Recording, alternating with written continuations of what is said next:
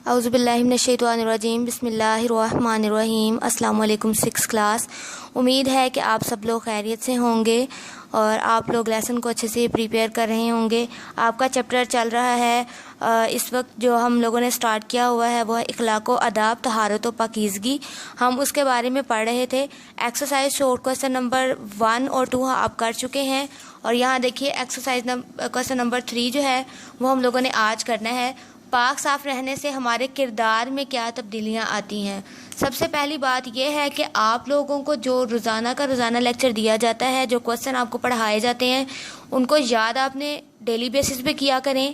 اور اس کے بعد یہ بات ہے کہ اگر آپ ڈیلی بیسس پہ یاد کرتے ہیں تو ڈیلی بیسس پہ لکھ بھی سکتے ہیں۔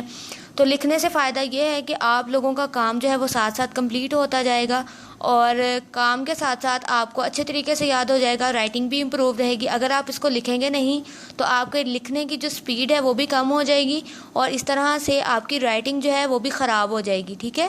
اور آپ لوگ اس کو ضرور لکھ کے دیکھا کریں، اس کو لکھا کریں اپنی کاپیز کے اوپر نیٹ کر کے، ٹھیک ہے، انڈر لائن کر کے۔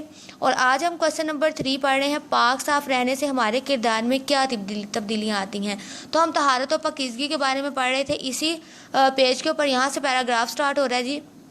اس کوسچن کا جو آنسر ہے وہ یہاں سے سٹارٹ ہوتا ہے، اسلام میں طہارت اور پاکیزگی کی بڑی اہمیت ہے، ٹھیک ہے۔ اسلام میں طہارت کی اور پاکیزگی کی بڑی اہمیت ہے۔ جو شخص اپنا بدن اور لباس پاک صاف رکھتا ہے اس کے خیالات اور عقائد بھی پاک صاف ہو جاتے ہیں۔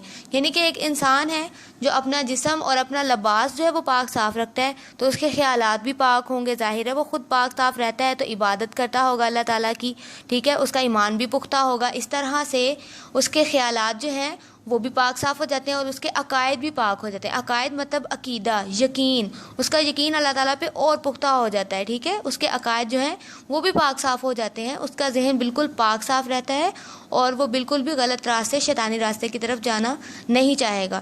پاک صاف انسان اپنے آپ کو بری عادات کون سی؟ مثلاً غیبت، جھوٹ، فضول خرچی، حسد، کینہ اور بے حیائی وغیرہ سے بچاتا ہے، ٹھیک ہے۔ جو ایک پاک صاف انسان ہے نا وہ اپنے آپ کو بری عادتیں، مثلاً غیبت ہوتا ہے بیٹا کسی کی چغلی کرنا، ٹھیک ہے، کوئی انسان سامنے نہیں ہے آپ اس کی چغلی کر رہے ہیں۔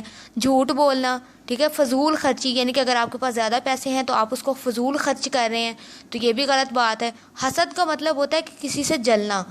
حسد کا مطلب ہوتا ہے کہ اگر کوئی انسان اچھا کام کر رہا ہے، اچھا انسان ہے، تو اس سے جیلسی اختیار کرنا، حسد کرنا، ٹھیک ہے۔ اس کے بعد کینہ ہوتا ہے کہ آپ کسی کو اچھے طریقے سے بلا رہے ہیں لیکن آپ کے دل میں اس کے لیے نفرت ہے، تو اس کو کہتے ہیں کینہ۔ یعنی کہ زبان سے آپ اس کے ساتھ میٹھا بول رہے ہیں، اس کے ساتھ آپ نے اچھا برتاؤ کیا ہے لیکن دل میں آپ کے اس شخص کے لیے نفرت ہے، تو یہ بات بھی اللہ تعالیٰ کو بالکل پسند نہیں ہے کہ آپ کے دل میں کسی کے لیے نفرت ہو اور آپ منہ سے اس کے سامنے میٹھا بولیں، ایسا بالکل نہیں ہے۔ تو دل میں نفرت رکھنے والا جو ہے وہ کینہ ہوتا ہے، اور بے حیائی یعنی کہ دکھاوا، لوگوں کو بے حیائی سے مطلب کہ کسی طرح سے بھی بے حیائی، آپ لباس کے ذریعے بھی بے حیائی ہو جاتی ہے، ٹھیک ہے۔ یہ تمام چیزیں جو ہیں گناہ میں شامل ہو جاتی ہیں، اور یہ تمام چیزیں ہم جو ہے وہ اسی وقت اپنے آپ کو اس سے دور رکھ سکتے ہیں جب ہم پاک صاف رہیں گے، اللہ تعالیٰ کی عبادات کریں گے، اس کا حکم مانیں گے۔ اسے اعمال کی طہارت کہتے ہیں، ٹھیک ہے۔ یہ تمام چیزوں سے بچنا ہوتا ہے، اعمال کی طہارت۔ طہارت سے انسان پاک صاف اور خوش و خرم رہتا ہے، اس کی سوچ پاکیزہ اور عمل نیک ہوتا ہے۔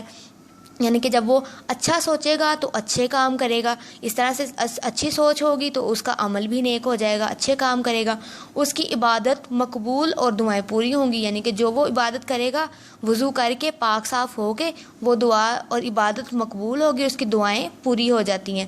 اس میں کوئی شک نہیں ہے کہ طہارت قربت الہی کی کنجی ہے بیٹا، اس میں کوئی شک نہیں ہے۔ وہ کہہ رہا ہے کہ جو طہارت ہے نا وہ قربت الہی یعنی اللہ تعالیٰ سے محبت کی چابی ہے۔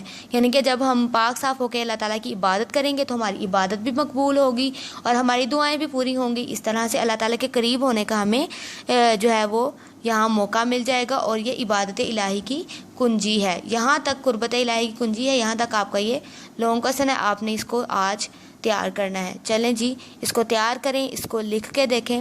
اللہ حافظ۔